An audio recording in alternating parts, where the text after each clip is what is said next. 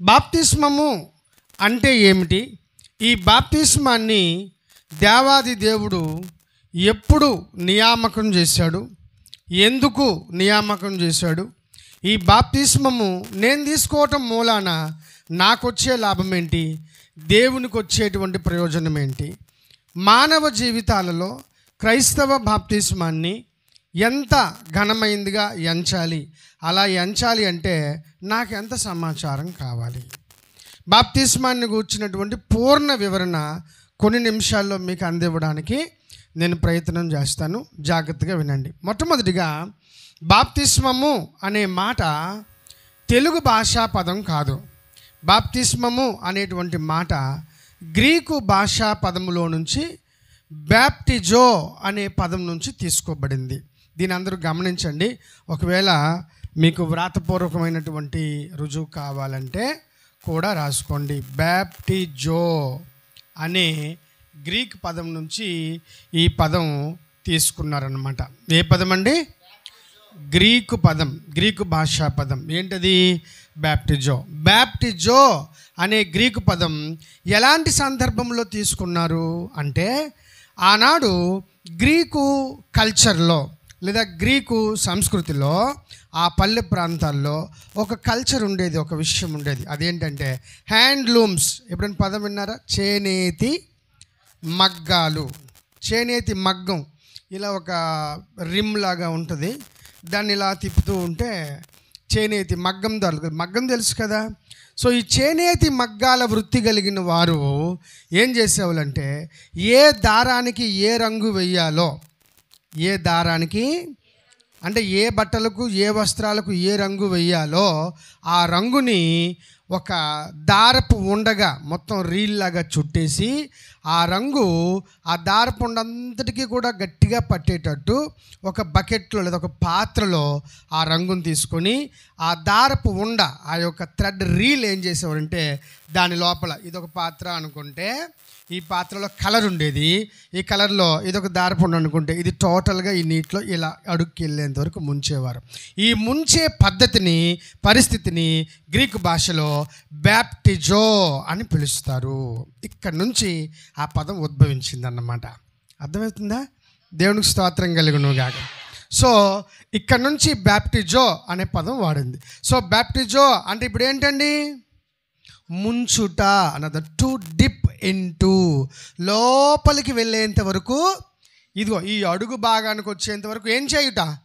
ఇలా ఉంచుట, ఇలా ఉంచుట కాదు, ఇక్కడికి వచ్చేంత వరకు ముంచుట. ఆ దారపు ఉండ ఆ రీలంతా కూడా బాగా తడిసేటట్టుగా ముంచాలి. దాని నుంచి ఉద్భవించిన పదం పేరే బ్యాప్టిజో అనే పదం. ఇది ఏ భాషా పదము? గ్రీకు భాషా పదం. తెలుగులో మనకు అనుకూలంగా ఉండడం కోసం మరి తెలుగు మనం చదువుకోవాలి కనుక బ్యాప్తిస్మము అని పదాన్ని తయారు చేశారు విలియం కేరీ గారు, ఆనంద శాస్త్రి గారు. దేవునికి స్తోత్రం కలిగినగా. సో ఇది బాగుంది. మరి బ్యాప్టిజో అంటే ఇది స్ప్రింక్లింగ్ కాదు, గుర్తుంచుకోవాలి. స్ప్రింక్లింగ్ అంటేనేమో ఇప్పుడు ఇలా నేను నీటిలో గ్లాసులో ముంచి, నీటిలో నా చేతిని ఇలా ముంచి, ఇంతవరకే ముంచి ఇలా అన్నాను అనుకోండి, దాని పేరు స్ప్రింక్లింగ్ లేదా తెలుగులో చిలకరింపు అంటాం. చిలకరింపు అనే పదమే తప్పు. ఎందుకు అంటే బ్యాప్టిజో అనే పదంలో స్ప్రింక్లింగ్ అనే పదం లేదు. బ్యాప్టిజో అనే పదంలో ఏ పదం ఉంది అంటే ఇమ్మర్షన్ లేకపోతే ముంచుట, టు డిప్ ఇంటూ అనేటువంటి పదం మాత్రమే ఇందులో నుంచి డిరైవ్ చేస్తారు.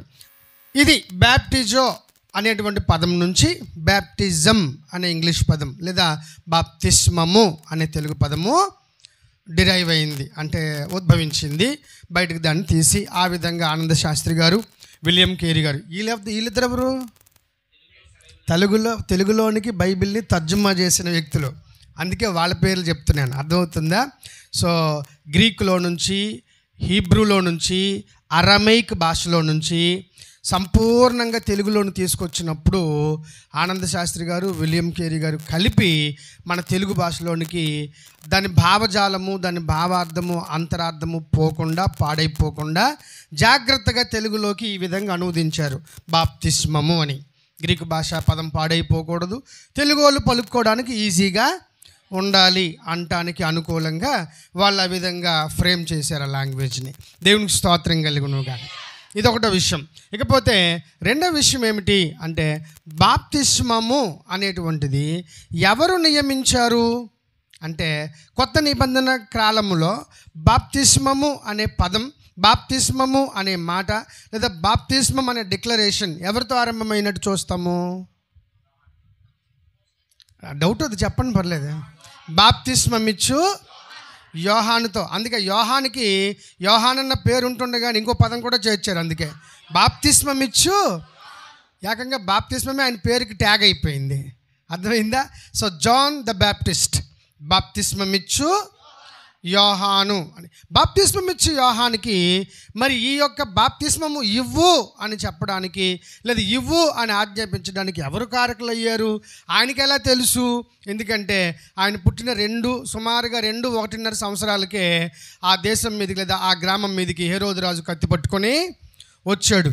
అందరినీ 2 సంవత్సరాల లోపల పిల్లల్ని అందరినీ చంపేయి అని చెప్పేసి ఆజ్ఞ అయ్యింది. హేరోదు రాజు ఆజ్ఞించాడు. అంతే వెంటనే ఈ బాప్తిస్మిచ్చి యోహానికి వారి అమ్మ నాన్నలు, ఎవరు అమ్మ నాన్నలు?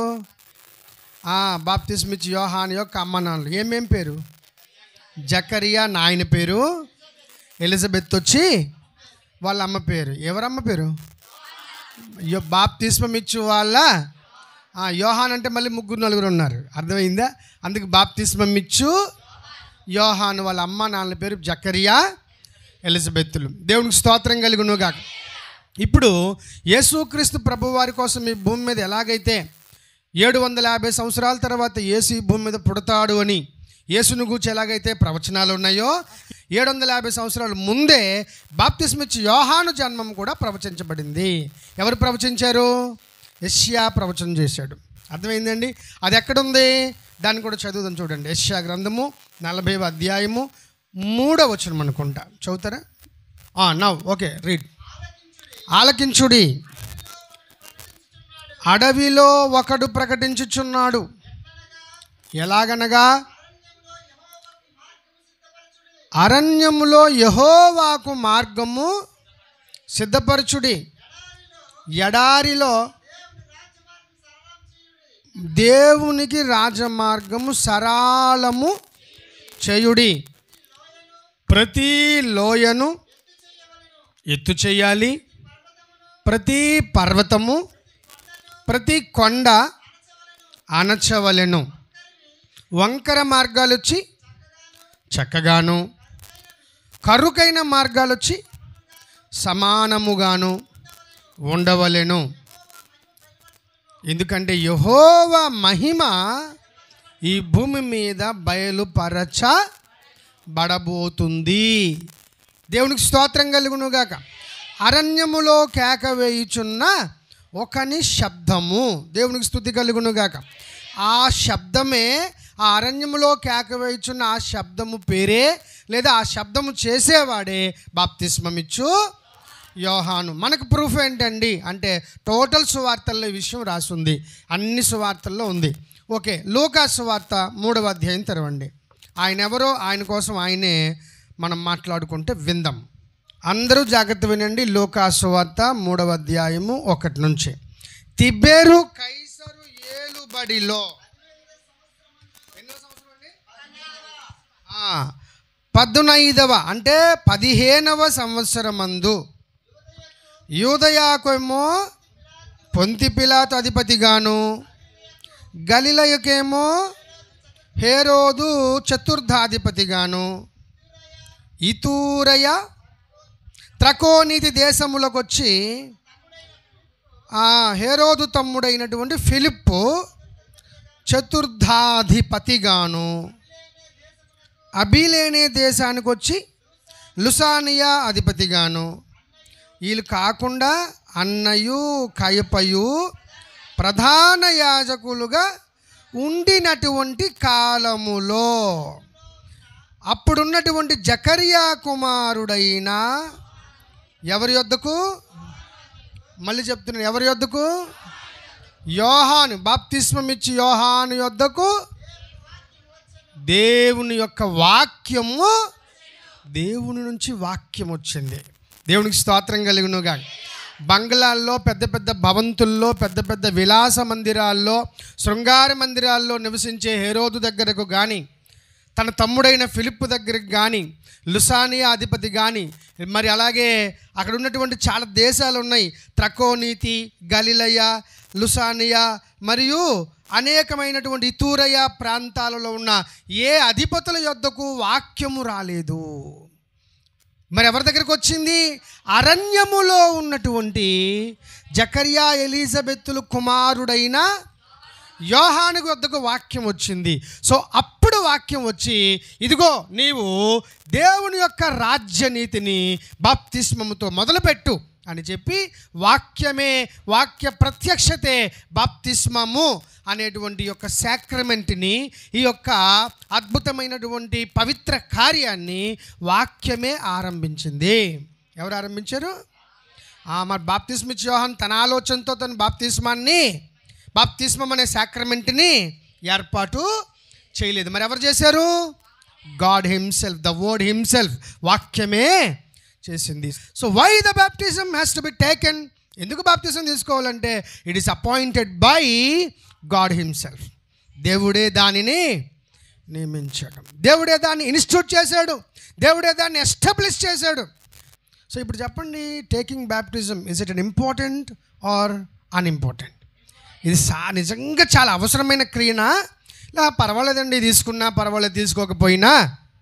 చాలామంది ఎందుకు ఈ మాట చెప్తున్నారంటే, బాప్తిస్మం అనేది ఒక సింబాలిక్ అండి, ఒక సూచనాత్మకమైంది, దాన్ని తీసుకోకపోయినా పర్వాలేదని బోధించే పెద్ద పెద్ద పాస్టర్లు ఉన్నారు. అందుకు చెప్తున్నాను. సో ఈ చిన్న గుంపులో కూడుతున్న మనకు ఎవరు ముఖ్యము, ఎవరు ప్రామాణికము, ఎవరు కొలబద్ద అంటే పెద్ద పాస్టర్ గారు కాదు, నిల్చున్న పాస్టర్ గారు అంతకంటే కాదు. మనకు ఎప్పుడు కొలబద్ద ఎవరై ఉండాలా? లేఖనము ఏమి చెబుచున్నది. ఇది ఎవడు కొలబద్దగా ఉంటుందో వాడి జీవితం కూడా ఒక లెక్క ప్రకారం దేవుడు ముందుకు తీసుకెళ్తాడు. ఇకపోతే ఈ బాప్తిస్మం ఇచ్చేటువంటి యోహాను చాలా బాప్తిస్మాలు ఇచ్చాడు. ఇది చాలామంది తెలియాలి. యోహాను బాప్తిస్మం చల్లదు. అప్పటికి కానీ ఇప్పటికి కానీ యోహాను ఏం చేశాడు? బాప్తిస్మము ఇచ్చాడు. బాప్తిస్మం అయితే ఇచ్చాడు, కానీ గుర్తుంచుకోండి, యోహాను బాప్తిస్మము ఒక సూత్రప్రాయమైన, ఒక సూచనప్రాయమైన బాప్తిస్మం మాత్రమే. ఎందుకు మనం ఎలా చెప్తున్నాము అంటే, ఒకసారి ఇలాగే బాప్తిస్మం తీసుకున్న కొంతమంది ఎఫెసు పట్టణం నుంచి వచ్చేస్తూ ఉండగా, ఇటు నుంచి ఎఫెసు పట్టణానికి వెళ్తున్నటువంటి భక్త పౌలు గారు అటునుంచి వస్తున్న శిష్యుల్ని కలుపుకొని అడిగాడు. ఎలాగడిగాడు చదవండి ఆ విషయం కూడా. అపోస్తలుల కార్యముల గ్రంథం 19వ అధ్యాయం అనుకుంటా. అపోల్లో కొరింథీలో ఉన్నప్పుడు జరిగినది ఏమిటంటే, భక్త పౌలు గారు పై ప్రదేశములలో సంచరించి ఎఫెసు అనే పట్టణానికి వచ్చి కొందరు శిష్యుల్ని అక్కడ అతను చూసి ఇలా అడుగుతున్నాడు, మీరు విశ్వాసం ఉంచినప్పుడు పరిశుద్ధాత్మను పొందారా అని వారిని అడుగగా, ఆ శిష్యులు పరిశుద్ధాత్ముడు ఉన్నాడు అన్న అసలు ఆ సంగతే మేము చూడలేదు కాదు, మేము వినలేదు అని చెప్పిరి. అప్పుడు పౌలు, మరి అలాగైతే మీరు మరి బాప్తిస్మం తీసుకున్నప్పుడు దేనిని బట్టి బాప్తిస్మము పొందుకున్నారు అని ఆ శిష్యులను అడగగా, అప్పుడు ఆ శిష్యులు, నోట్ దిస్ పాయింట్, ఏ బాప్తిస్మం ఇది? యోహాను బాప్తిస్మమును బట్టి. దేవునికి స్తోత్రం కలుగునుగాక. అంటే యోహాను బాప్తిస్మం అయితే ఇచ్చాడు, కానీ యోహాను ఇచ్చిన బాప్తిస్మము పాపక్షమాపణ కొరకు కాదు. ఈ అందరూ గుర్తుంచుకోవాలి. దేనికోసం కాదు? పాపక్షమాపణ కోసమే ఇచ్చినా పాపక్షమాపణ అయితే జరగదు. ఎందుకో కొన్ని పాయింట్లు మీకు చెప్తాను. ఇది ఇప్పటి కోసం కాదు, ఎప్పటికైనా ఈ పాయింట్లు గుర్తుంచుకోవాలి. అన్ని కాలాలకు మనం బ్రతికుండేంత వరకు, యేసు రెండవసారి మధ్యాకాశంకి వచ్చి మనల్ని తీసుకెళ్లేంత వరకు ఈ మాటలు చెల్లుతూనే ఉంటాయి. సో ఇప్పుడు యోహాను బాప్తిస్మము ఎవరిదండి? యోహాను బాప్తిస్మము. బాగా వినాలి జాగ్రత్తగా కొన్ని నిమిషాలు. ఇందుకు యోహాను బాప్తిస్మము ఇచ్చేటప్పుడు ఖచ్చితంగా యోహాను బాప్తిస్మం ఏంటంటే సింబాలిక్ అన్నమాట. ఇంగ్లీష్లో రాశాను, సూచనాత్మకమైనది. ఏంటండి? సూచనాత్మకం. ఎందుకో చెప్తాను, ముందు దేనికైనా మంచిది రాసుకోండి చక్కగా, మీకు అవసరం ఇవి. సూచనాత్మకం. ఎందుకు సూచనాత్మకమైంది అంటే, ఉదాహరణకు బాప్తిస్మము అనేటువంటిది ఎవరి నామంలో తీసుకుంటాము? పోనీ యేసు నామం అనుకుందాం, మనకు తెలిసిన నామం యేసు నామం అనుకుందాం. ఇంతకీ బాప్తిస్మము ఎందుకు తీసుకుంటాము? దాంట్లో ఏం జరుగుతుందని తీసుకుంటాము? పాపక్షమాపణ కలుగుతుంది. పాపక్షమాపణ ఎలా కలుగుతుంది? సాధారణంగా యేసుక్రీస్తు యొక్క రక్తము కార్చడము మూలమున, ఆ రక్తమునందు మనం విశ్వసించడం మూలమున ఒక మనిషికి పాపక్షమాపణ కలుగుతుందని బైబిల్ స్పష్టంగా సెలవిస్తుంది. రక్త ప్రోక్షణ లేకుండా పాపము పోదు అని లేఖనం 9:27 హెబ్రీ పత్రిక కూడా స్పష్టంగా సెలవిస్తుంది. మరి బాప్తిస్మం ఇచ్చి యోహాను బాప్తిస్మం అయితే ఇచ్చాడు కానీ పాప క్షమాపణ అన్న పదం అయితే వాడాడు కానీ, మరి పాప క్షమాపణ కొరకు రక్తం చిందించబడిందా? అప్పటికి చిందించబడిందా? లేదు. యేసు యోహాను సమకాలికులుగా యోహాను బాప్తిస్మం ఇచ్చుచున్నప్పుడు యేసు బ్రతికే ఉన్నాడు, అంటే జీవంతోనే ఉన్నాడు, ఇంకా సిలువ ఎక్కలేదు. ఇది ఒకటో విషయం. కాబట్టి యేసు పొందబోవుచున్న మరణమునకు సింబాలిక్ బాప్తిస్మం ఇచ్చాడే కానీ ఈయన రియలిస్టిక్ లేదా వాస్తవమైన బాప్తిస్మము ఇవ్వలేదు. సో అందుకు గాను మారు మనస్సు నిమిత్తం అందరికీ బాప్తిస్మం ఇచ్చాడు, కానీ నిజానికి మారు మనస్సు రాదు. మారు మనస్సు రావాలి అంటే దానికి కూడా ఒక అద్భుతమైనటువంటి వాక్య ఆధారం ఉంది. మారు మనసు రావాలి అంటే అసలు మారు మనసు కలిగించేది ఎవరు? అది నేను పాపిని, నేను దోషిని, నేను తప్పులో ఉన్నాను అని నాకు ఒప్పించేది ఎవరు అంటే పరిశుద్ధాత్ముడు. అది ఎక్కడ రాస్తుంది? యోహాను శుభవార్త 16వ అధ్యాయము 7-8 వచనాలు చదవండి. అయితే నేను మీతో సత్యము చెబుతున్నాను, నేను వెళ్ళిపోవటం మూలాన మీకు చాలా ప్రయోజనకరం. నేను వెళ్ళకపోతే ఆదరణకర్త అంటే పరిశుద్ధాత్ముడు మీ వద్దకు రాడు. నేను వెళ్ళినట్లయితే పరిశుద్ధాత్ముడిని భూలోకంలో ఉన్న మీ మీదికి లేదా మీ వద్దకు నేను పంపిస్తాను. అప్పుడు ఆ పరిశుద్ధాత్ముడు వచ్చి, నోట్ దిస్ పాయింట్, పరిశుద్ధాత్ముడు వచ్చి నెంబర్ 1 దేని గురించి? పాపమును గూర్చియు, నెంబర్ 2 నీతిని గూర్చియు, నెంబర్ 3 తీర్పును గూర్చియు, లోకమంతటిని, లోకం అంటే ఏంటి? మట్టి కాదు కదా, మనుషులమే కదా, మనుషులందరినీ ఏం చేస్తాడు? పాపమును గూర్చి, నీతిని గూర్చి, తీర్పును గూర్చి ఒప్పుకొని చేస్తాడు.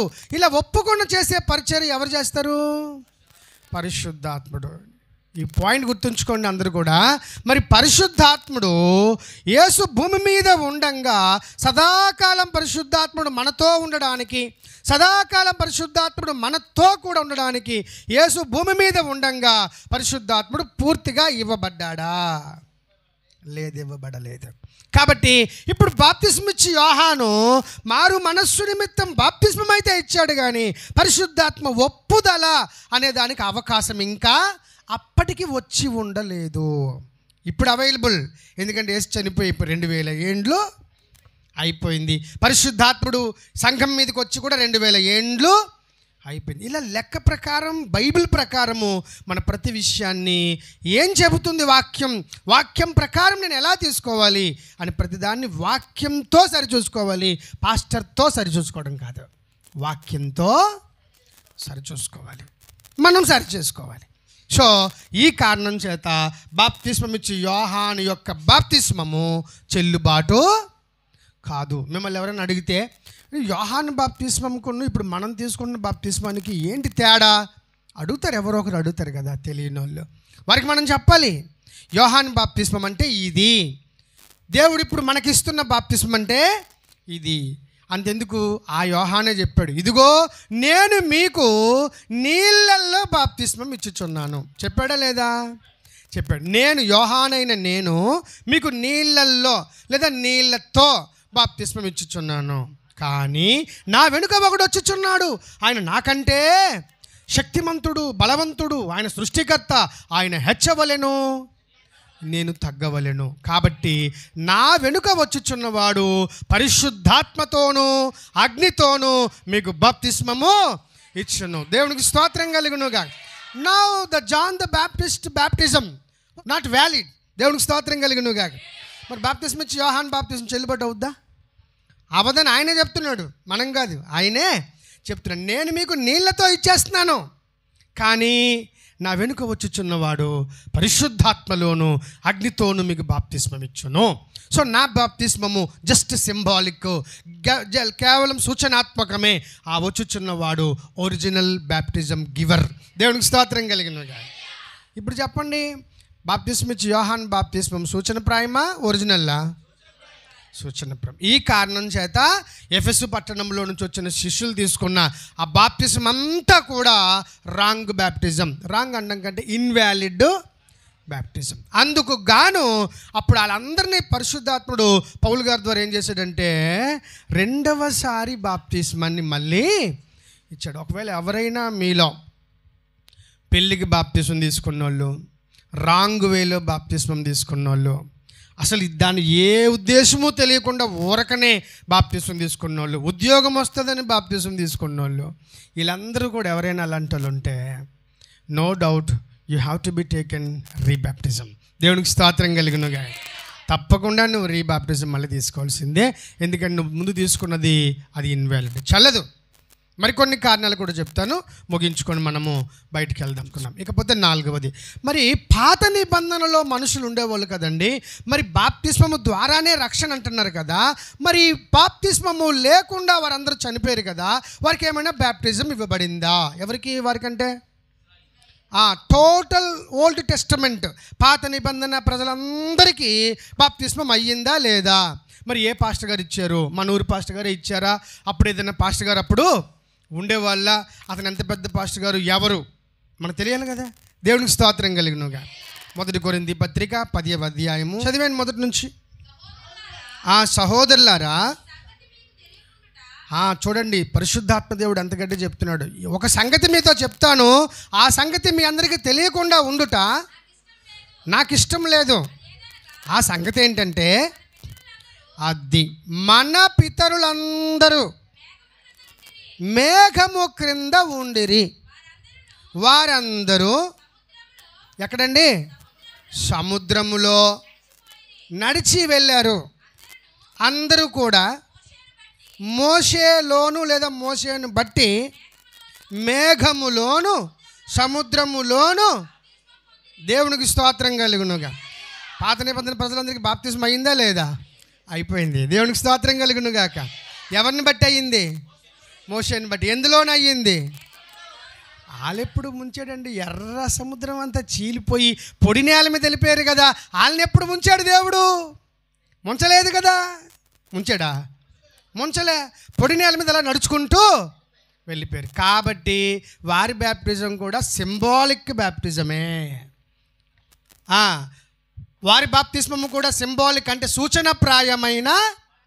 ఎందుకు సూచనప్రాయం అనొచ్చు అంటే, అప్పటికి యేసు ఇంకా అప్పటికి అసలు భూమి మీదకే రాలేదు. యేసుకి మోషేకి సుమారుగా 1500 సంవత్సరాల తేడా. అర్థమైందా? మోషే బ్రతికిన కాలమేమో 1500 BC, యేసు బ్రతికిన కాలమేమో 1 ఇప్పుడు వేసుకుందాం. ఓకే అండి, అంటే మొదటి శతాబ్దం ఇప్పుడు 100 వేసుకుందాం. అర్థమైంది? 7 అంటేనేమో క్రీస్తు శకం, BC అంటేనేమో క్రీస్తుకు పూర్వం, బిఫోర్ క్రైస్ట్ అన్నో డామిని, అంటే in the year of the Lord. యేసు క్రీస్తు వచ్చిన తర్వాత క్రీస్తు శకం అని అర్థం. దేవునికి స్తోత్రం కలుగునుగా. కొంతమంది ఆఫ్టర్ డెత్ అంటారు, తప్పు, అలా అనకూడదు. ఆఫ్టర్ డెత్ కాదు, అలా అన్నో డామిని అనే లాటిన్ పదం వాడాలి. ఓకేనా? తెలియకపోతే మనం తెలుసుకోవాలి, తప్పు పలకూడదు. దేవుని వాక్యం ఇది. దేవునికి స్తోత్రం కలుగునుగా. సో ఇప్పుడు బాగా వినండి, యేసుకు మోషేకు ఎన్ని వందల ఏళ్ళు తేడా? 1500 ఏళ్ళు తేడా. మరి యేసు పుట్టలేదు, అవతారం కూడా అప్పటికి ఇంకా జరగలేదు. మరి అవతారం జరగలేదంటే మనిషి లేడంటే రక్తము కార్చబడలేదు. ఆయన రక్తం కార్చలేదంటే ఎవరి పాపాలు వాళ్ళ దగ్గరే ఉన్నాయి. పరిశుద్ధాత్ముడు కూడా ఇంకా భూలోకానికి ఇవ్వబడలేదు. ఇన్ని జరగలేదు. కాబట్టి ఈ బాప్టిజం కూడా, ఏ బాప్టిజం మనం ఇప్పుడు చదువుకున్న 1 కొరింథీ, మోషేలో, మేఘములో, సముద్రములో మన పితరులందరూ అంటే ఇశ్రాయేలీలందరూ తీసుకున్న ఆ బాప్టిజం కూడా ఎలాంటి బాప్టిజము? సింబాలిక్ బాప్టిజం, అంటే సూచనాత్మకమైన బాప్తిస్మం. ఇది క్లియర్ అయిపోయింది కదా. వాళ్ళు బాప్తిజం తీసుకున్నారు, కాకపోతే సూచనాత్మకమైన బాప్తిజం తీసుకున్నారు. అలాగే నోవహు కాలంలో నోవహు ఫ్యామిలీ కూడా బాప్తిజం తీసుకుంది. మీకు తెలుసా? 8 మంది బాప్తిజం తీసుకున్నారు. తెలుసా? దేవునికి స్తోత్రం కలిగిన కాదు. అది కూడా చూసేసి ఒరిజినల్ బాప్టిజంలోకి వెళ్ళిపోదాం. ఓకే అండి, రైట్. మొదటి పేతురు పత్రిక 3:19 చదివి తల్లి.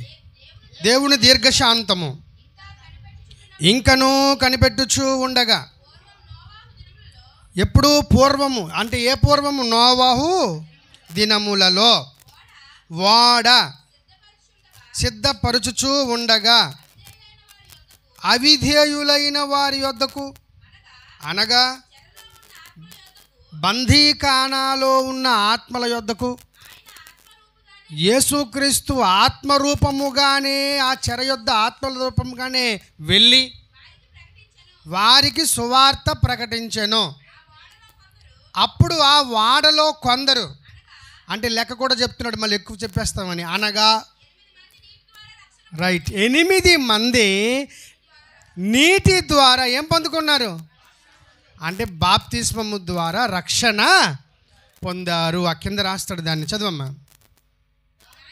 దానికి సాదృశ్యమైన, ఇక్కడ క్లియర్గా చెప్పేశాడు, సూచనప్రాయమైన బాప్తిస్మము ఇప్పుడు మనము తీసుకుంటున్నాము. దేవునికి స్తోత్రం కలుగునుగా. ఇప్పుడు చెప్పండి, నోవహు ఫ్యామిలీ బాప్టిజం తీసుకుందా లేదా? తీసుకుంది. కానీ ఏ బాప్టిజం?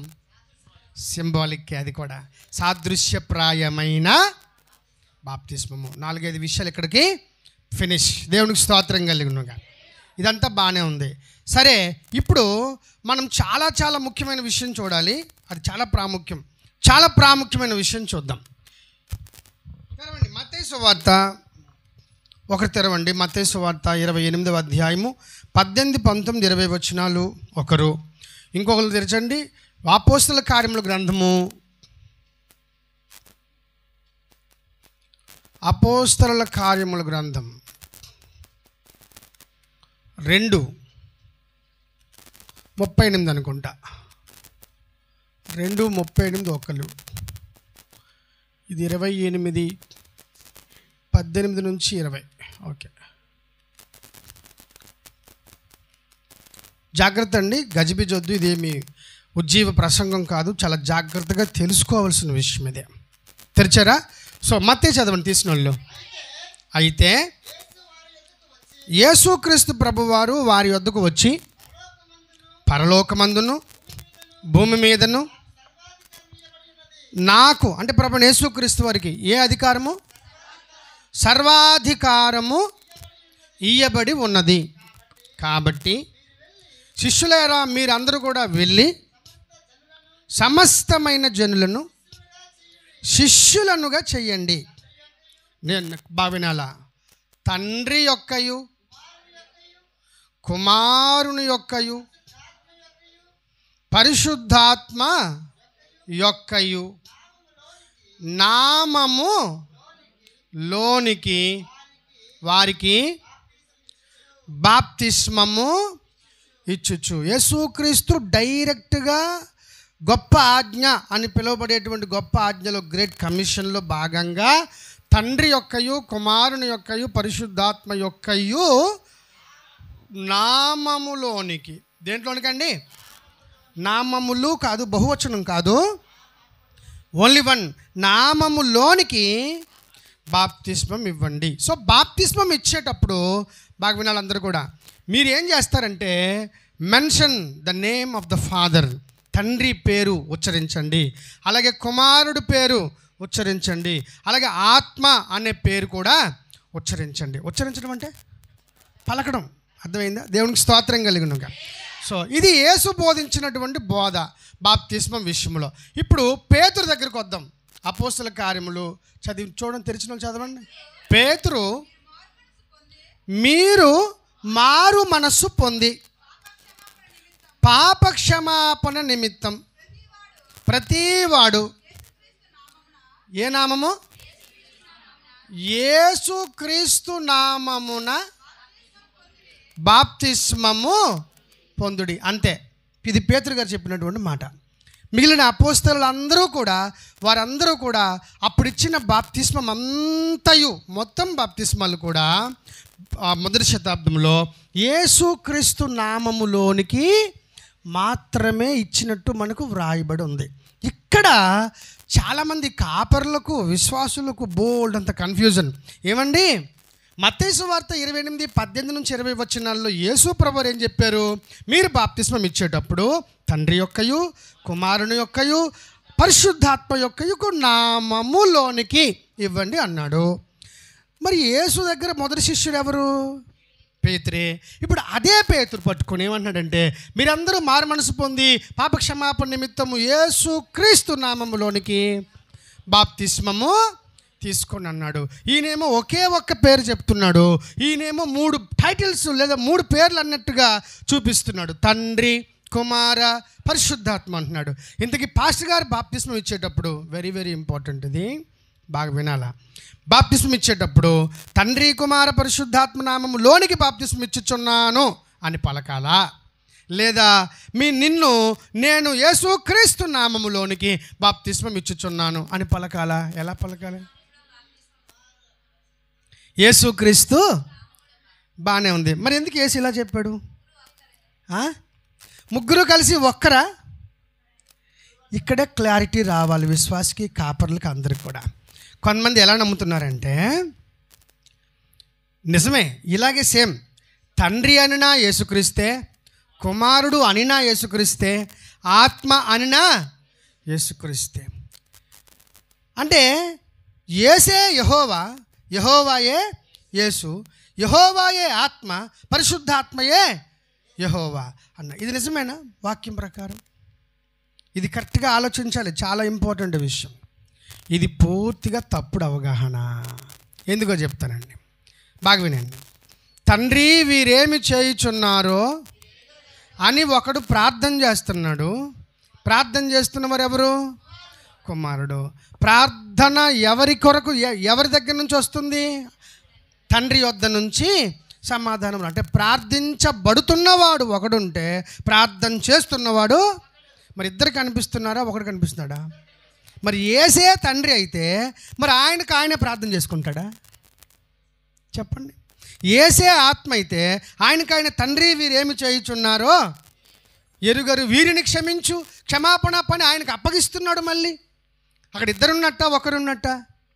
ఖచ్చితంగా యేసుకు భిన్నంగా ఇంకొక అతను ఉన్నాడు. దేవునికి స్తోత్రం కలుగునుగా. మరి చిక్కు ఎలా పోద్ది? అసలు ఎందుకు ఇలాగ అంటున్నారు? మరి పేతురేమో యేసుక్రీస్తు నామం అంటున్నాడు, యేసుక్రీస్తు వచ్చేమో తండ్రి, కుమార, పరిశుద్ధాత్మ అన్నాడు. ఏది ఉచ్చరించి బాప్తిస్మం ఇవ్వాలి? నౌ మనం మళ్ళీ వాక్యాన్నే సంప్రదించాలి. పాస్టర్ గారిని కాదు, ఎవరిని సంప్రదించాలి? ఎస్, వాక్యాన్ని సంప్రదించాలి. వాక్యం తెలిసిన పాస్టర్ గారిని సంప్రదించవచ్చు. దేవునికి స్తోత్రం కలుగునుగా. అందుకే నా ఉద్దేశం ఏంటంటే అన్నాడు అనుకోండి, ఇక ఆపి బాబు, నీ ఉద్దేశం నాకు అవసరం, ఆపి బాబు, బైబిల్ ఏం చెప్తుందో చెప్పగలిగితే చెప్పు, నీ దగ్గర కాసేపు ఉంటాను. నా ఉద్దేశం ఏంటి అన్నాడు అనుకో, అక్కడ ఉండొద్దండి. దేవునికి స్తోత్రం కలుగునుగా. ఎందుకంటే ఎవరో ఒకరి ఉద్దేశం ఎటో వెళ్ళిపోతాయి, చాలా ప్రమాదం. వాట్ సైజ్ ద స్క్రిప్చర్, లేఖనము ఏం చెప్తుంది, పాస్టర్ గారు ఏం చెప్తున్నాడు అవసరంలా. ఎప్పుడైనా పాస్టర్ గారికి ఎప్పుడు వాల్యూ, బోధకుడికి ఎప్పుడు వాల్యూ అంటే యేసు మాట మీద నిలిచి ఉన్నప్పుడే. దేవునికి స్తోత్రం కలుగునుగా. దయచేసి మీరు కూడా అలాంటి దాసులే వెతకండి. మనమైతే కలిగి ఉన్నాం. తమ్ముడు, నేను కంప్లీట్గా ఆ పదంలోనే పెంచాను. వాక్యానికి గౌరవం ఇవ్వు, నీ గౌరవం ఎప్పుడు ఎంచుకోవద్దు, తగ్గు అవసరమైతే అనే బోధించాను. దేవునికి స్తోత్రం కలుగునుగా. ఎందుకంటే ఆయన హెచ్చవలెను, బాప్తిస్మ ఇచ్చి యోహానే తగ్గిపోతాను అన్నాడు. మేము ఎంతటోళ్ళం అండి? ఇప్పుడు పాస్టర్ గారు ఎంతటోళ్ళు? ఎప్పుడు కూడా వాక్యం షుడ్ బి గ్లోరిఫైడ్. వాక్యానికి మహిమ. ఆయన మహిమపరచబడ్డం అంటే భర్త ఆరోగ్యంగా ఉన్నాడంటే భార్య ఆడక్కర్లే. అతను ఆరోగ్యంగా ఉన్నాడంటే ఆటోమేటిక్గా ఈవిడ కూడా ఆరోగ్యంగా. ఆయన తెచ్చిన రూపాయి ఎవరికి పెడతాడు? భార్యకి అది పెడతాడు. ఈవిడ ఆరోగ్యంగా ఉన్నట్టే. ఈవెన్ రోగంతో ఉన్నా బాధపడక్కర్లే. మా ఆయన ఆరోగ్యంగా ఉన్నాడు, నో ప్రాబ్లం. ఎందుకంటే ఆయన గట్టిగా ఉన్నాడు. నీకు ఏ బెడ్ కాదు, ఎంత పెద్ద హాస్పిటల్ అని చూపించగలడు. ఆయన ముఖ్యం. దేవునికి స్తోత్రం కలిగినగా. అర్థమవుతుందండి? అలాగే మన సృష్టించిన వాడు మనకు భర్త అయి ఉన్నాడు. ఆయన సరిగ్గా ఉన్నాడు. మనకి ఏ ఇబ్బంది? ఆయన మీద అటెండ్ అయితే, ఆయన మీద డిపెండ్ అయితే చాలు. That's enough. సో రండి వాక్యంకి వచ్చేయండి. ఇప్పుడు తండ్రి అంటే ఏ నామము, కుమారుడు అంటే ఏ నామము, ఆత్మ అంటే ఏ నామం? Very simple. బాగా వినండి. తండ్రి పేరు తండ్రి అనే పేరు ఉంది అసలు. తండ్రి అని మనం ఎవరికైనా తండ్రి, పెద్దల్లుడా ఇలాంటి పేర్లు పెడతామా? ఎవరికి ఇలాంటి పేర్లు పెట్టాం? These are all not names but titles. ఇవన్నీ ఏంటండి? టైటిల్ అంటే తెలుగులో అర్థం ఏంటి? టైటిల్ అంటే మనకు తెలుగు రాదు, ఇంగ్లీష్ సరిగా రావట్లే. దేవునికి స్తోత్రం కలిగి ఉండగా. ఇదే ప్రాబ్లం. టైటిల్ అంటే ఏంటి? టైటిల్ అండి. టైటిల్ అంటే పేరు. మరి నేమ్ అంటే మార్జాలం అంటే పిల్లి, పిల్లి అంటే మార్జాలం అన్నట్టు ఉంది.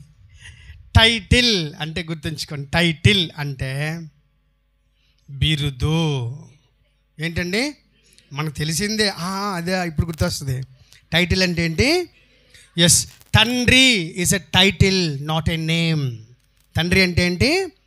బిరుదం, బిరుదు. ఏంటండి? బిరుదు. బిరుదు అంటే ఎంతకేంటి? బిరుదు అంటే మళ్ళీ అది కూడా ప్రాబ్లమే కదా. బిరుదు అంటే అమ్మ, ఇది ఇంకా ఎక్కువ పెద్ద పదలాగా ఉన్నట్టు చూస్తున్నారు. బిరుదు అంటే ఏంటి? కుర్రలు చెప్పండి. బిరుదు అంటే ఏంటి? Very good. ఆయన చేసిన పనిని బట్టి ఇచ్చేది. ఆయన చేసిన పనిని బట్టి. ఉదాహరణకు మహాత్మా గాంధీ. మహాత్మా అనేది ఏంటి? అక్కడ ఇంటి పేరు కాదు. మహాత్మా అనేటువంటిది గాంధీ గారు చేసినటువంటి కొన్ని మంచి పనులకు గాను ఈ లోకం, ఈ జనాంగాలందరూ కలిపి నువ్వు మహాత్ముడవయ్యా అన్నట్టు ఒక బిరుదుని ఇచ్చారు. ఒక గౌరవ హోదాని ఇచ్చారు. దాని పేరే బిరుదు. ఓకేనా? మనకు భాష మీద కూడా పట్టు ఉండాలి. పాస్టర్ గారు అన్ని విధాలా సిద్ధంగా ఉండాలి. వాడు భాషాశాస్త్రం తెలియాలి, ఛందశాస్త్రం తెలియాలి. ఇక్కడ కూర్చున్న వాళ్ళందరికీ ఎన్ని శాస్త్రాలు తెలుస్తాయో డబ్బులు ఇడికి తెలియాలా. దేవునికి స్తోత్రం కలిగినగా. ఎందుకంటే అన్ని టైప్ వాళ్ళు వస్తారు కదా. ఇక్కడ ఒక్క టైపే ఉంటాడు కాబట్టి అన్ని టైపులు ఎక్కడ ఉండాలా. దేవునికి స్తోత్రం కలిగినగా. సో రండి. బిరుదు ఏంటండి? బిరుదు. తండ్రి అంటే బిరుదే. కుమారుడు అన్న కూడా పేరు గుర్తుంచుకోవాలి. పేరు కాదు, అది కూడా బిరుదే. ఆత్మ అనేది కూడా బిరుదే. మరి పేర్లు అన్నాడు. పేరు ఎక్కడ? నామము అన్నాడు. ఇక్కడ ఏమన్నాడండి? ఇవన్నీ బిరుదులు, ఇదేమో నామం. తండ్రి నామములోనికి, కుమారుడు అనే నామములోనికి, ఆత్మ అనే నామం. ఇంతకీ తండ్రి నామం ఏంటి? మనకు బాగా తెలుసు. తండ్రి యెహోవా. ఏంటండి? యెహోవా. ఇది మనకు బాగా తెలిసిందే. గుర్తుంచుకోండి. మీ దేవుడనైనా యెహోవానైనా నేను అంటూ టోటల్ పాత నిబంధనలో కాసింత ఎంత నెగ్లెక్ట్గా చూసినా యెహోవా అనే పేరు తండ్రికి ఉంది. దేవునికి స్తోత్రం కలిగినగా. సో తండ్రికి ఉన్న పేరేంటి ఇప్పుడు? యెహోవా. సరే, మరి కుమారుడు కూడా పేరు ఉండాలి కదా.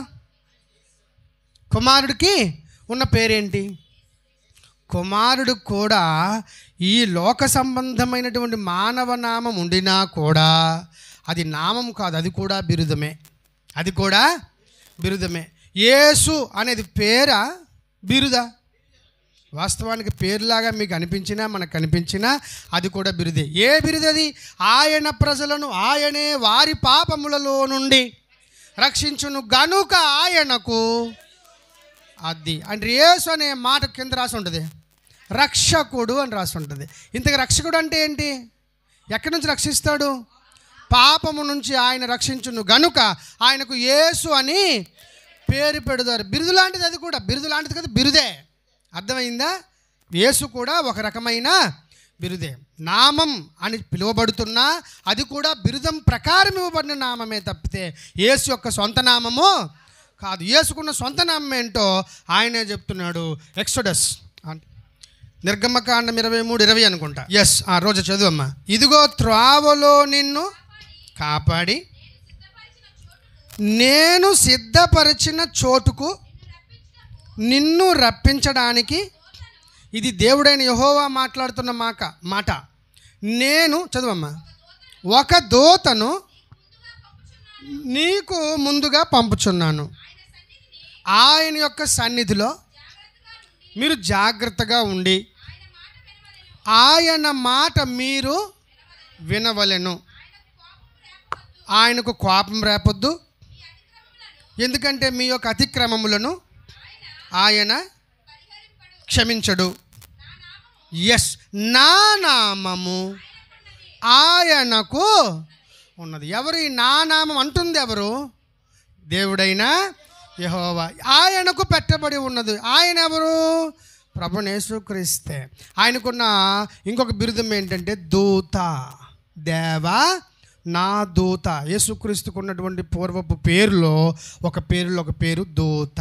నా దూత, మై యాంజల్, నా దూత. యేసుకున్న పేరు దూత. ఇప్పుడు ఆ దూతకు పెట్టబడిన పేరు ఏదో పేరు పెట్టబడి, నా నామము ఆయనకున్నది. ఎవరికి? యేసుకు. సో ఇప్పుడు యేసుక్రీస్తు పేరు కూడా అది యెహోవా. అర్థమవుతుందండి? యేసుకున్న పేరు కూడా యెహోవా. సరే, ఇద్దరి పేర్లు మొత్తానికి ఫైండ్ అవుట్ చేసేసాం. దేవునికి స్తోత్రం కలుగునుగా. ఆఖరి పేరు కూడా ఫైండ్ అవుట్ చేద్దాం. ఇంతకీ ఆత్మ అన్నాడు. ఆత్మ బిరుదా పేరా? బిరుదు. మరి ఆత్మ కూడా పేరు ఉండాలి కదా, దానికి కూడా వాక్యం ఉండాలి కదా. ఇప్పుడు మళ్ళీ వాక్యాన్ని సంప్రదిద్దాం. రండి, కన్సల్ట్ చేద్దాం. యోహాను సువార్త 14:25 మాట చదవండి. నేను మీ యొద్ద ఉండగానే ఈ మాటలు మీతో చెప్పితిని. ఆదరణకర్త అనగా తండ్రి నా నామమున, అమ్మ సరిగ్గా చదవాలా, తండ్రి నా నామమున పంపబోవు అది పరిశుద్ధాత్మ సమస్తమును మీకు బోధించి నేను మీతో చెప్పిన సంగతులన్నింటినీ మీకు జ్ఞాపకం చేస్తాడు. దేవుడికి స్తోత్రం కలుగును గాక. ఏమైనా స్ట్రైక్ అయిందా? లేదు, నేను చెప్తాను చూడండి. అక్కడ బాగా వినండి. నేను ఇప్పుడు చదువుతాను చూడండి. 25వ వచనం 14వ అధ్యాయం. నేను మీ యొద్ద ఉండంగానే ఈ మాటలు మీతో చెప్పాను. ఈ మాటలు, speaker of this verse is Jesus Christ. ఇది పలుకుతున్నవారు, మాట్లాడుతున్నవారు ఎవరు? యేసుక్రీస్తు. యేసుక్రీస్తే పలుకుతున్నాడు. ఏమని నేను చూడండి చెప్తాను. ఆదరణకర్త అనగా తండ్రి నా నామమున పంపబోవు పరిశుద్ధాత్మ అంటున్నాడు. నా నామమున పంపబోవు పరిశుద్ధాత్మ. నా నామము అంటే పలుకుతుంది ఎవరు? మాట్లాడుతుంది ఎవరు? మరి ఆయనకున్న నామం ఏంటి? యెహోవా. నా నామమున పరిశుద్ధాత్ముడు కూడా నా నామమునే పంపబడతాడు అంటున్నాడు యేసు. ఇప్పుడు ఈయనకున్న నామం ఏంటి? యెహోవా. మరి పరిశుద్ధాత్ముడుకున్న నామం ఏంటి? యెహోవా. దేవునికి స్తోత్రం కలుగును గాక. ఆయన పేరు కూడా యెహోవాయే. దేవునికి స్తోత్రం కలుగును గాక. ఇది వాక్యానుసారమైన వివరణ. త్వరపడిపోకూడదు, విషయం తెలుసుకోవాలి. ఇప్పుడు చూడండి, తండ్రి పేరు యెహోవా, కుమారుడి పేరు యెహోవా, ఆత్మ పేరు యెహోవా. ఏంటి అన్ని యెహోవా వచ్చాయి? It very clearly shows that God is one. దేవునికి స్తోత్రం కలుగునుగా. దేవుడు అక్కడే. ఎప్పుడైనా దేవుడు తమ్ముడి ద్వారా మళ్ళీ ఎప్పుడైనా ఆహ్వానిస్తే దీని ముడులన్నీ విప్పడానికి త్రిత్వం అనే సిద్ధాంతం మీకు అర్థం అవ్వాలి. అర్థం అవ్వాలంటే నాకు 3 రోజులు కావాలి, 3 గంటలు కాదు. సో అప్పుడు ఎప్పుడైనా వస్తే దీని ముడులన్నీ, చిక్కులన్నీ చాలా బాగా విప్పేసి మీకు టీచింగ్ ప్రకారం, ఉజ్జీవ సువార్త కాదు, టీచింగ్ ప్రకారం మీకు కంపల్సరీ మీ ఆసక్తి మేరకు అప్పుడు చెప్తాను. మెట్టుకి ఇప్పుడు మనం నేర్చుకోవాల్సింది ఏంటంటే, తండ్రి యెహోవా, కుమారుడు కూడా యెహోవా, ఆత్మ పేరు కూడా యెహోవా. ఇంతకీ యెహోవా అనేటువంటి ఆ పేరుకి అర్థం ఏంటి అంటే సర్వ శక్తిమంతుడు అని అర్థం. సర్వ శక్తి, ఆల్ పవర్ఫుల్ గాడ్, సర్వ శక్తిమంతుడు. ఇప్పుడు బాగా వినండి, మనం పాయింట్కి వచ్చాం.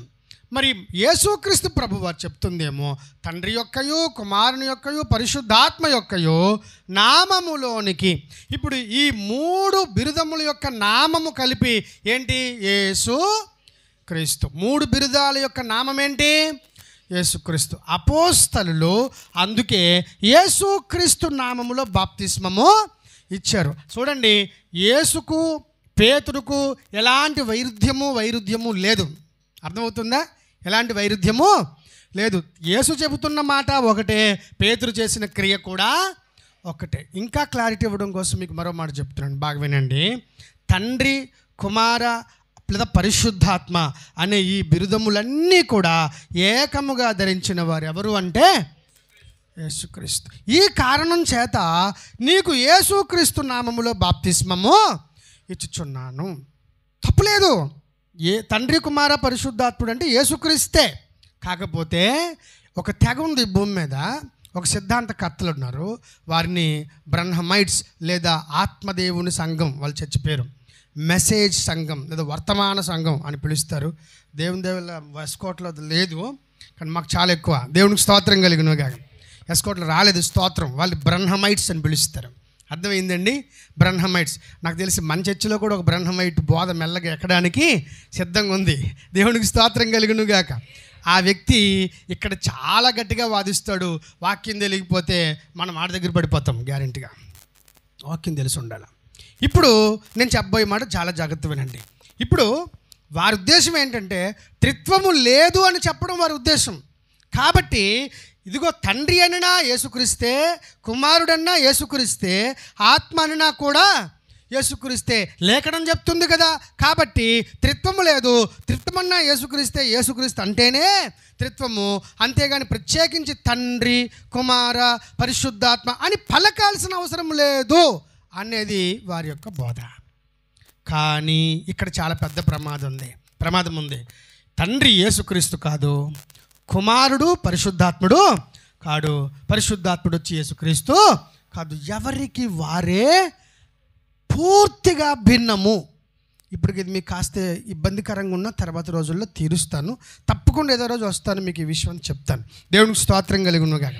సో మెట్టుకు మీరు నేర్చుకోవాల్సింది, ఇప్పుడు యేసుక్రీస్తు నామములోనికి బాప్తిసం తీసుకున్నప్పుడు మనం ఇంత గుర్తు చేసుకున్నాం.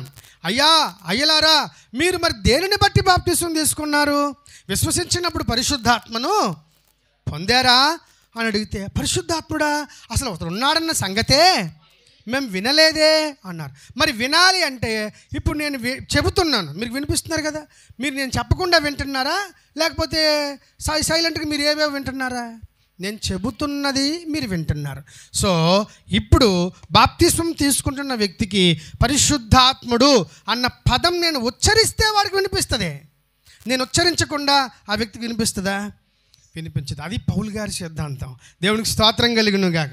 ఇప్పుడు పౌలు ఏం చెప్తున్నాడంటే, మనం ఏం చేయాలంటే ఈ చిక్కేమీ రాకుండా నేను నీకు తండ్రి యొక్కయు, కుమారుని యొక్కయు, పరిశుద్ధాత్మ యొక్కయు త్రియేకనామమైన యేసు నామములోనికి మిమ్ములను బాప్తిస్మం ఇచ్చుచున్నాను అని చెప్పేస్తే క్లియర్ అయిపోద్ది. మరి ఇంకేం లేదు.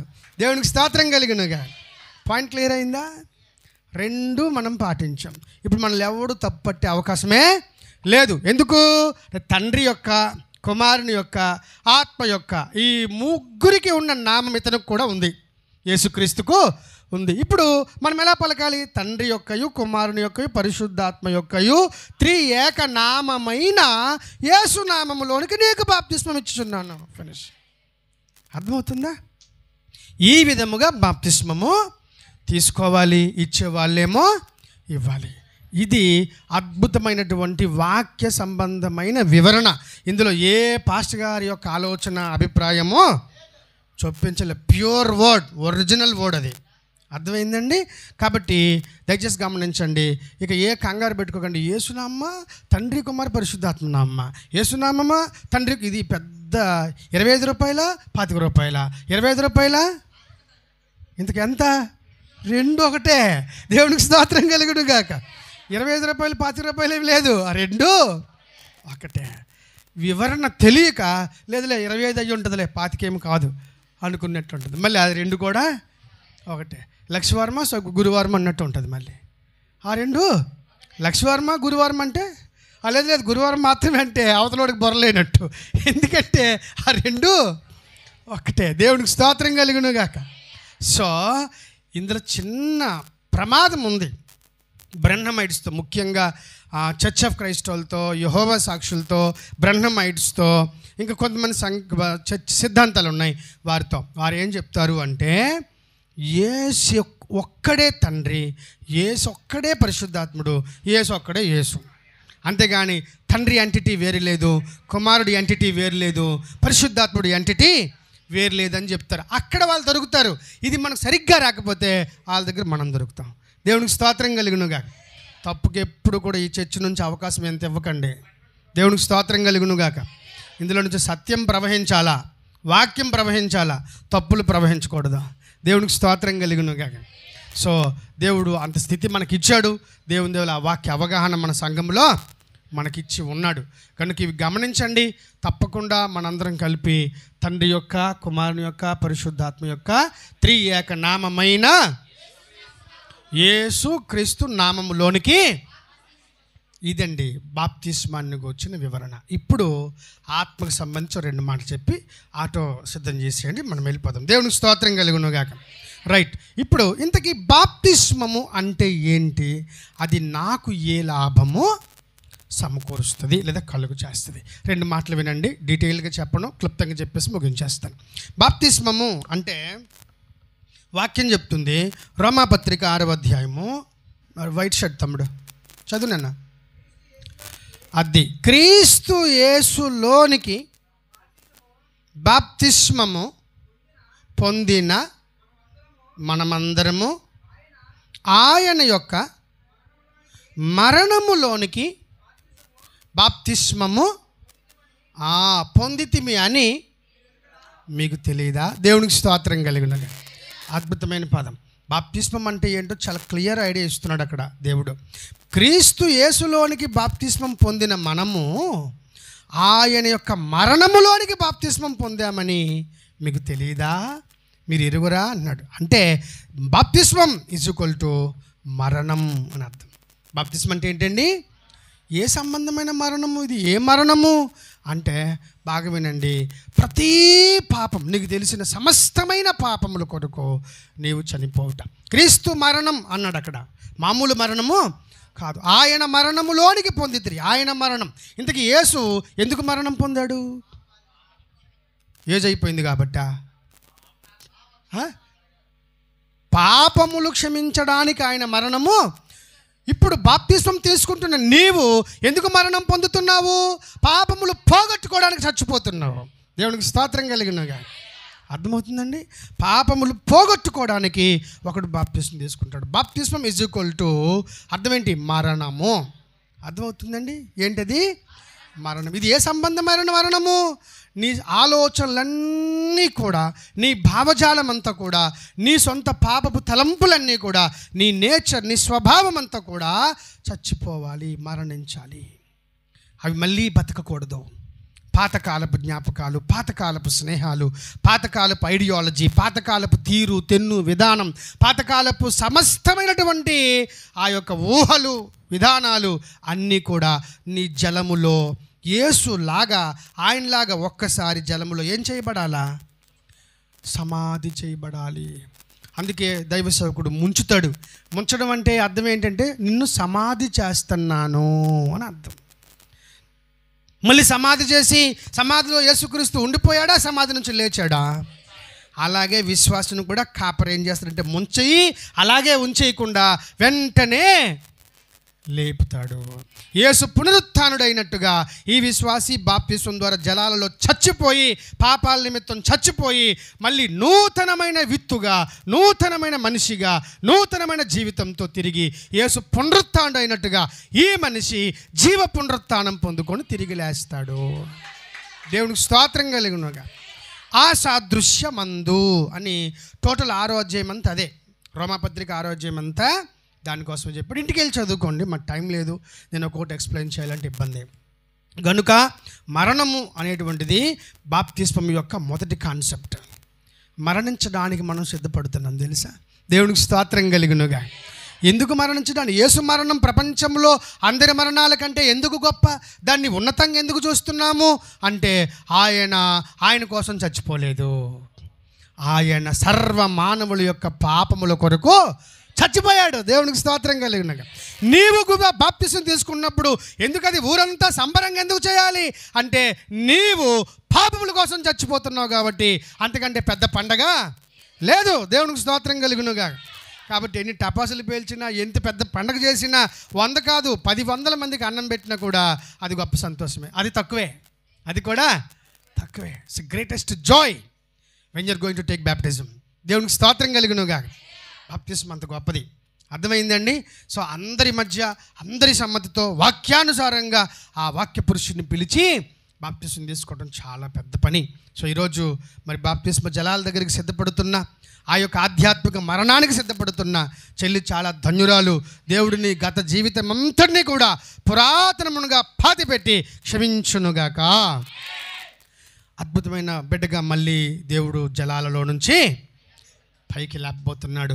ఆయన పునరుత్థానం వరకు కన్యకగా, పరిశుద్ధమైనటువంటి కన్యకగా ప్రభు చెప్పారు, నేను నిన్ను పెళ్లి చేసుకుంటాను, కానీ ఒక చిన్న కండిషన్.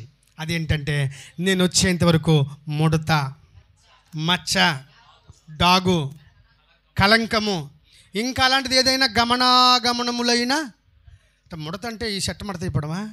మరి ఏం ముడత, ఏం మచ్చ? మనం అనుకున్నట్టుగా మామిడికాయ మరక, అరటికాయ మరక, ఆమిడికాయ మరక, షర్ట్ ముడత అయిపోతే ముడత అవి కాదు.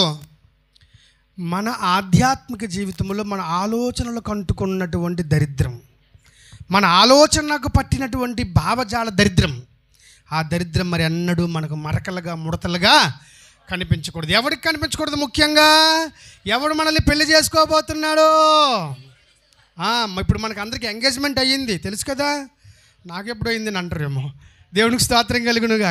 పెళ్ళి అయిపోయి చాలా ఏళ్ళు అయితే ఇప్పుడు ఎంగేజ్మెంట్ అంటాడు ఏంటంటే ఆ ఎంగేజ్మెంట్ కాదు. 2 కొరింథీ పత్రిక 11వ అధ్యాయము 2వ వచనం. ఆ కింద ఉండమని చెప్పండి, వచ్చేస్తున్నాం. దేవాశక్తితో మీ ఎడల ఆసక్తి కలిగి ఉన్నాను. ఎందుకంటే ఎవరు? మళ్ళీ చెప్పండి, ఎవరు? అది పవిత్రురాలైన, ఎవరుగా? స్త్రీగా అనలే, కన్యకనుగా. ఎంతమంది పురుషులకి? ఒక్కడే పురుషునికి. అంటే మనకు డౌట్ వద్దాం, ఏ పురుషుడు ఆ ఒక్కడేవుడని మనం అనుకుంటామేమోనని. అనగా క్రీస్తుకు సమర్పించవలనని మిమ్మును నేను ప్రధానము. ఎంగేజ్మెంట్లోకి వెళ్తుంది చెల్లి ఇప్పుడు. దేవునికి స్తోత్రం కలుగునుగా. దేవుని నిత్య రాజ్యానికి ఎంగేజ్మెంట్ అది. నీ రాజ్యానికి ఒక రోజు అధికారపూర్వకంగా వస్తాను ప్రభువా, ఇప్పుడు సూచనప్రాయంగా నీ చేత నేను నా పాప క్షమాపణను పొందుకుంటాను తండ్రి. సో బాప్తిస్మం అనేది అద్భుతమైనటువంటి అభిషేక కార్యక్రమము, నూతన జన్మ అనుభవంకు ఆరంభ కార్యక్రమం. అంతటి గొప్ప నాంది కార్యక్రమానికి మనందరం చేతులు కలిపి, ఆ గొప్ప కార్యక్రమానికి ప్రభుతో కూడా చేతులు కలిపి ముందుకు ఆ జలాల దగ్గరకు సాగుతున్నాము. ఎవరు కూడా చింతపడొద్దు, ఆకలి చూడొద్దు, బాధ చూడొద్దు. It's a great time, joys time. దేవునికి స్తోత్రం కలిగిన కానీ అద్భుతమైన టైం. అలాగే దేవాది దేవుడు కూడా మనందరి కొరకు ఈ లోక సృష్టి అంతా జరిగించడం కోసం మనందరికంటే మొట్టమొదటిగా ఈ లోకంలో కాదు, ఆ లోకంలోనే జగత్తు పునాది వేయబడక ముందే ఆయన మరణించాడు. ఎవరు? యేసు. చాలామందికి యేసు ఈ భూమి మీద రోమా ప్రభుత్వం, యూదులు కలిపి చంపేశారండి, అది మాకు తెలుసు. కానీ ఆయన మనకు కనిపించకుండా ఎప్పుడు చచ్చిపోయాడండి? కనిపించకుండా యుగాలకు పూర్వమే, జగత్తు కూడా ఇంకా పునాది వేయబడక ముందే ఆయన వధించబడి ఉండిన గొర్రె పిల్లగా నా కోసం, నీ కోసం. దేవునికి స్తోత్రం కలిగినగా సర్వమానవాళి యొక్క సకల పాప క్షమాపణ కోసం ఆయన మరణించాడు. అది బాప్తిస్మం. ఆయన బాప్తిస్మం ద్వారా జగాలు యుగాలు సృష్టించబడ్డాయి. మన బాప్తిస్మం ద్వారా ఈ 70, 80, 100 సంవత్సరాల బతుకుతో పాటు ఆ రాబోయే యుగాలు కూడా మన ద్వారా మనకు సంప్రాప్తించబోతున్నాయి. దేవునికి స్తోత్రం కలిగినగా అతి గొప్ప బాప్తిస్మానికి బిడ్డను సిద్ధం చేస్తున్నాం. మనందరూ కూడా మనసులో ఉంచుకొని వాక్యానుసారమైన బాప్తిస్మానికి సిద్ధపడదాం. దేవుడి మాటలు దీవించుగాక.